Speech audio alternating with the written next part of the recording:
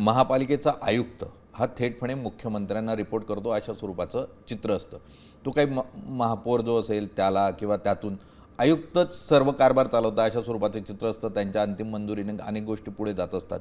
मुख्यमंत्र्यांना या सगळ्या गोष्टी माहीत नव्हत्या का? मग 14 ते 19 असेल किंवा त्यानंतरचा काळ असेल. त्या काळामध्ये जे जे मुख्यमंत्री होते त्यातला जे उद्धवजींचा काळ तर पुन्हा एकदा ते मुख्यमंत्री असताना त्यांनी माझे कुटुंब माझी जबाबदारी यात सचिन वाझे निर्माण केलाच.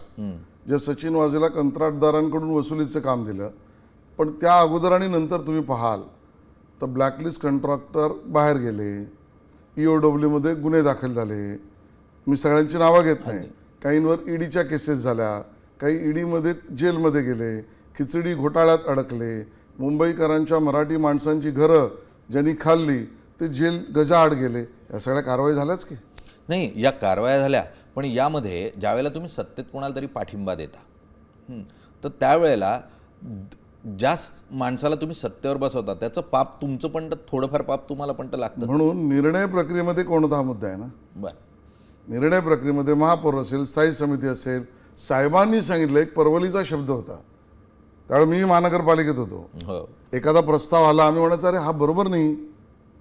तुम्ही 7 मॉड्यूल्स जी करतायत संगणकीकरणाचे त्यामध्ये जी प्रणाली आणतायत त्यातला खर्च जास्त आहे, उपयोग कमी आहे, कंत्राटदाराला पैसे जात आहेत, मुंबईकरांची सुविधा होत नाही. साहेबांनी सांगितलं अहो क्रॉफर्ड मार्केट आमचं हेरिटेज आहे, 1 रुपयात RNA बिल्डरला विकू नका.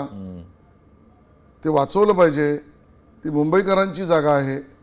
साहेबांनी सांगितलंय.